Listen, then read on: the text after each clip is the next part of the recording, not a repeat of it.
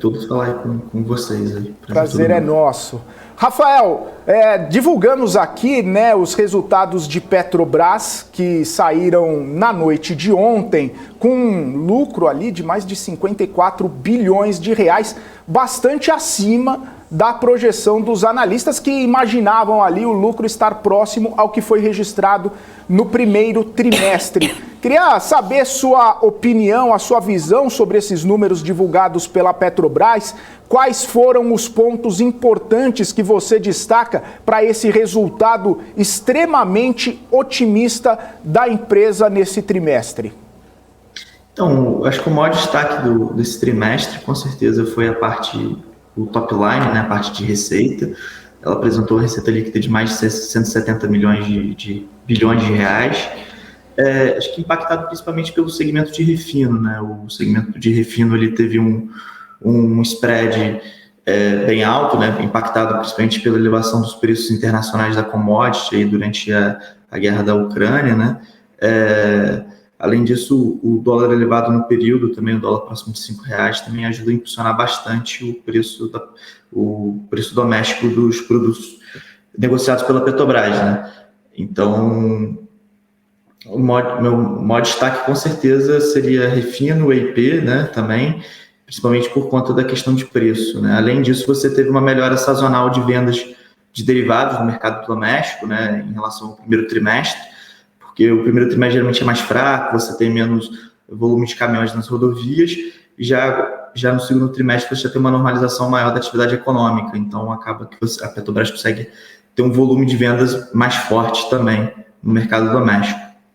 Acho que esses que são os principais destaques também, que eu acho que principalmente questão de preço e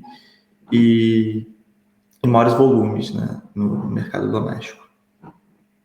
A questão dos desinvestimentos, né? A Petrobras ela tem feito bastante movimento nesse sentido, né? E melhorando, obviamente, a operação, focando naquilo que ela acaba sendo melhor, aquela atividade que ela acaba desempenhando melhor, que é a exploração da água profunda, do pré-sal, e focando nisso.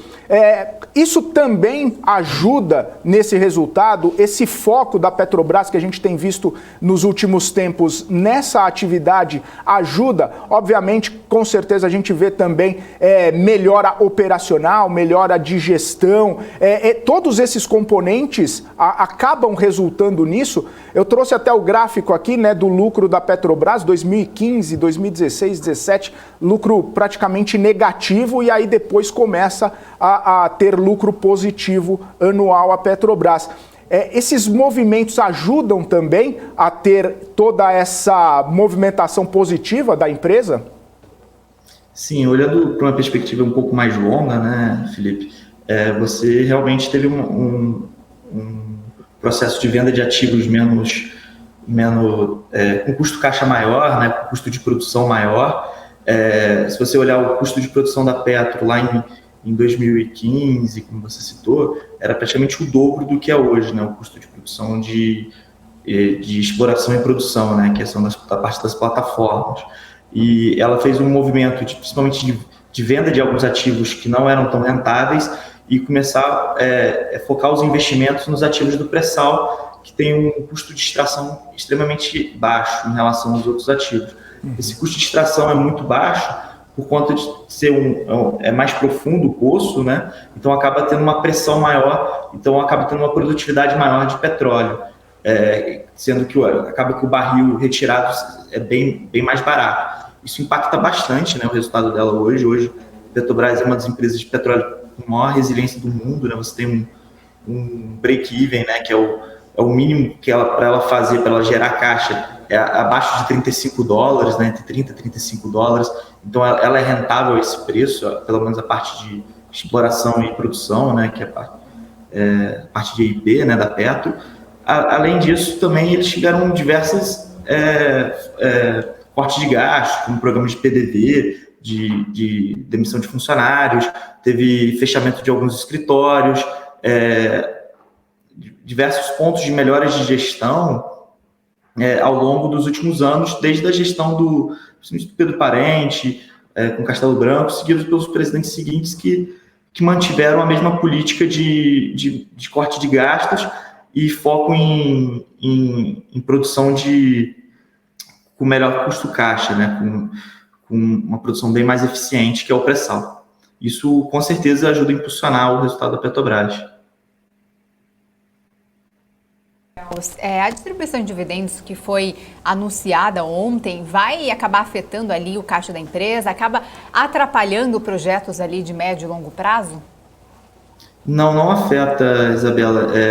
Basicamente, o pagamento de dividendos anunciado ontem foi todo utilizado com a geração própria da companhia e auxiliado também com alguns desinvestimentos adicionais que eles receberam bastante caixa nesse último trimestre, que são coisas não recorrentes, como acordo por participação de CEP e Atapu, que entrou cerca de 5 bi de dólares, né, que foi tudo convertido em dividendos. Então, basicamente, não altera o plano de negócio da companhia e não afeta o caixa de forma relevante, né? Basicamente, tudo bancado pelas operações e pelos desinvestimentos mesmo. E sobre a composição ainda do dividendo, né? Por que está antecipando aí um resultado futuro? Então, na minha leitura, na verdade, ele anunciou um dividendo relativo realmente ao do último trimestre. Na minha visão, você ainda não está antecipando todo o dividendo do ano, deve vir mais dividendos nos próximos trimestres, com mais geração de caixa, à medida que o petróleo tem uma perspectiva de se manter elevado, né, dado os problemas de oferta mundiais. Eu não vejo que foi uma antecipação, na verdade foi um efeito que entrou muito caixa em relação a alguns desinvestimentos da Petrobras no último trimestre e que conseguiram realizar esse dividendo excepcional, mas não diria que isso teria sido uma antecipação, tá? Uhum. O Rafael, a gente viu nesse resultado da Petrobras que o preço do barril do petróleo influenciou bastante para esse número bastante elevado, né? E aí tem toda aquela discussão a respeito do preço do petróleo. Algumas casas foi até engraçado recentemente falando que o barril chegaria a 60 dólares, outro falando que chegaria a 380 dólares. A minha pergunta para você é referente a isso. Nesse cenário que a gente está tendo, com os Estados Unidos liberando reserva estratégica, com o OPEP se reunindo para ver se aumenta a produção, embora a OPEP sempre fique ali na linha, né? Nunca faça movimentos tão bruscos. Como que você vê a questão do preço do barril e também os reflexos na Petrobras? Você acredita que o barril tende a dar uma arrefecida no preço, principalmente por conta do cenário que a gente está vendo de oferta e demanda? Ele vai aumentar, vai influenciar a Petrobras nesse praticamente curto e médio prazo? Essa questão específica do petróleo, como que você vê isso? Então, o preço do petróleo realmente acho que é a variável mais importante aí do resultado, né, da Petro, sem dúvida, né, uma empresa de commodity. A minha visão, assim, você tem um problema de oferta nos Estados Unidos, né, principalmente por conta de falta de investimento no shale gas, né, ou você vê as empresas lá do setor, tanto as majors que atuam como a Chevron ou empresas específicas, né, eles têm reduzido muito o CAPEX nos últimos anos, né, o CAPEX vem reduzindo, né, o investimento vem reduzindo e acaba que você reduz a oferta lá na frente quando você reduz o investimento ao longo do tempo. O que a gente entende é que tem um efeito tanto de falta de capital disponível, né, por conta de tendências ESG, né, ambientais, e que acaba prejudicando o investimento no setor. Além disso, existe um problema também de falta a gente entende que existe um problema de falta de postos muito produtivos nos Estados Unidos, que é esse player que foi o que fez o crescimento da produção crescer nos últimos 10 anos. E desde a pandemia isso ficou muito limitado, já vinha com alguns problemas, indicando alguns problemas antes da pandemia, e com a falta de investimento durante a pandemia, acabou que essa produção não conseguiu voltar ao patamar que era antes.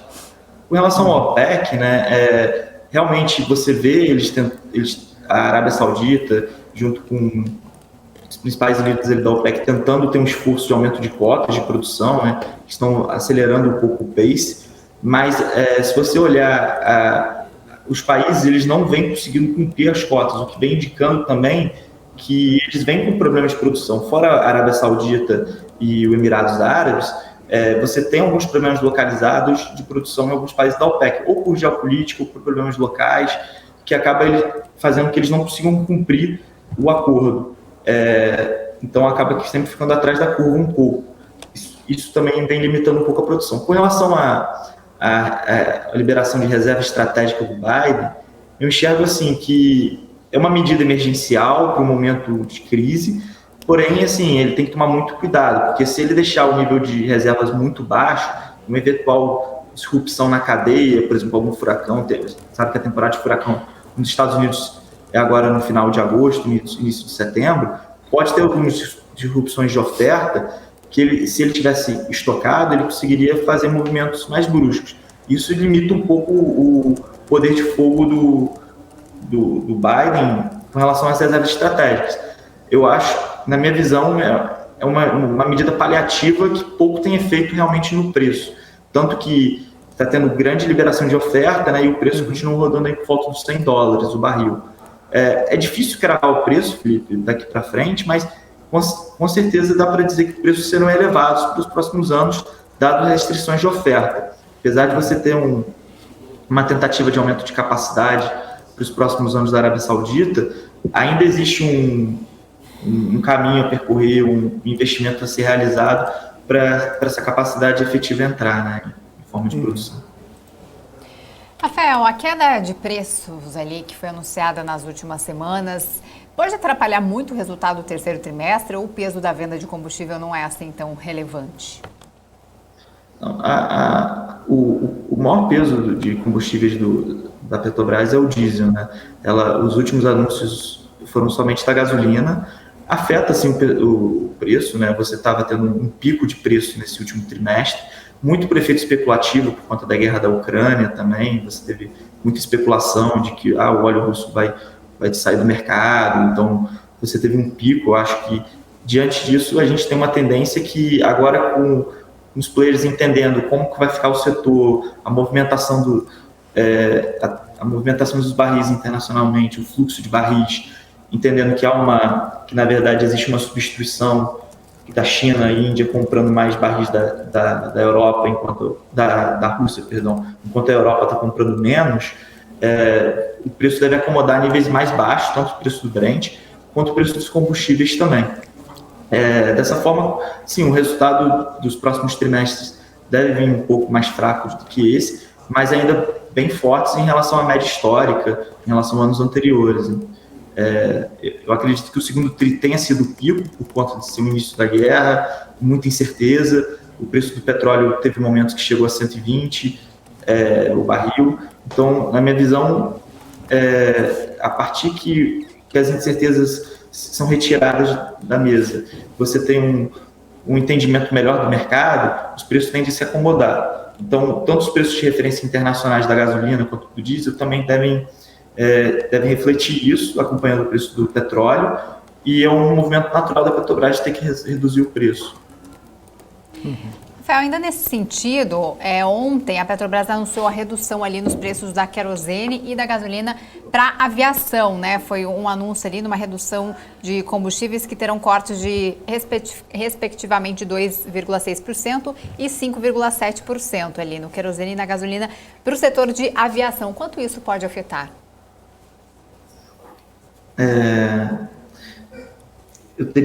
Eu realmente não tenho esse número de quanto afetaria agora, mas dado que a gasolina não tem uma representatividade grande comparada ao diesel, assim, acredito que afete pouco, mas teria que realmente olhar esse número com mais calma, não teria essa resposta antemão. Ô Rafael, você estava comentando, né, anteriormente sobre os pares da Petrobras no cenário global, e muita gente fala sobre a relação, né, da Petrobras com esses pares, inclusive que a Petrobras estaria bastante descontada em relação a eles. E justamente, né, o o argumento que se diz para a Petrobras é a questão dela ser estatal, praticamente estatal ali, né, com controlador do governo, e que a gente está num cenário eleitoral, que muita gente fala sobre privatização, não privatização, que fala sobre mudança no PPI, não mudança no PPI, enfim, é uma incerteza de uma visão até mesmo de curto prazo, até outubro ou janeiro do ano que vem, não se sabe muito bem o que vai acontecer, e que isso estaria segurando um pouco o desempenho da empresa. Essa questão, agora, olhando para os números, olhando para o resultado, olhando para a distribuição dos dividendos, ela ainda é uma questão fundamental e muito importante na análise de Petrobras em relação aos pares? Sim, eu acho que é bem relevante, porque realmente, como você disse, cria muita incerteza daqui para frente, né? Você não sabe como vai ser a próxima diretoria, você não tem como que eles vão se comportar em relação ao preço principalmente a política de preço, se vai ter uma alteração que possa levar prejuízos à empresa. Então acaba gerando muita incerteza, uma incerteza eleitoral, né? A gente tem um cenário aí muito binário, né, nas eleições hoje, né? E acaba que, de um lado, você também vê o governo atual sendo bem crítico à Petrobras em alguns aspectos, principalmente quando estava subindo o preço ali em março, abril, né? Principalmente por conta da inflação, né? E acaba que a política de preço fica muito em evidência e a sociedade civil toda, muito debate no meio político, acaba criando muito ruído e muita incerteza em relação à companhia, né? Algumas trocas de presidente também, sempre o medo de dar uma intervenção, há um pouco a lembrança do histórico passado. Só que a realidade é o seguinte, a realidade é que existem mecanismos de governança dentro da Petrobras que protegem um pouco esses aspectos, principalmente política de preço. Quem atribui a política de preço é a diretoria executiva. O governo não tem interferência. Teria que ter uma mudança realmente de leis e de estatuto social da companhia para ser realizado isso, né? O estatuto diz, é competência da diretoria de abastecimento definir o preço da gasolina, dos combustíveis. Você, além disso, você tem a lei das estatais, você tem a lei do petróleo e a lei das SAs, que dão esse arcabouço de governança à companhia, né? Que acaba blindando ela de alguma forma. Então, assim, caso algum eventual candidato seja eleito e que queira realmente alterar, ele vai ter que passar primeiro por movimento no Congresso, né? Alterar algumas leis, tudo bem por maioria simples, faria bastante barulho por toda a evidência que a gente teve nos últimos anos, conta de envolvimento da Petrobras com escândalos de corrupção e diversas coisas, que acaba deixando a empresa muito em evidência, que na minha visão seria um capital político difícil para o próximo governo mexer. Apesar disso, é possível. Então acaba criando muita incerteza, principalmente pelo discurso dos candidatos, não tem muita clareza do que vai ser para frente, né? Rafael, a gente trouxe ali uma visão de analistas sobre a empresa, sobre a Petrobras, né? A maioria ali com call de compra e preços bem ali elevados. Como é que está a visão aí da casa? É de compra, neutro, venda? Vocês trabalham com preço-alvo? Então acaba que a gente não faz muita recomendação de compra aqui ao vivo, né? A gente gosta bastante do case, a gente acha que realmente é um case de dividendos, existe um desconto, né? E que o preço do petróleo deve se manter elevado nos próximos anos por toda uma estrutura de oferta daqui para frente. Como eu disse, assim, a gente tem um problema de oferta mundial, né, se agravou durante a pandemia, que deve manter o preço do petróleo bem elevado. Mesmo com eventual uma crise, uma recessão, né, como muitas pessoas estão dizendo, e aí o preço do petróleo com certeza iria sofrer pelo lado da demanda, a gente enxerga que, devido a essa oferta um pouco mais, vamos dizer, não tanta oferta, né, uma oferta um pouco mais apertada, eu diria que o preço é uma das commodities que deve menos sofrer em caso de uma recessão, né? Diferente do minério, talvez. Boa.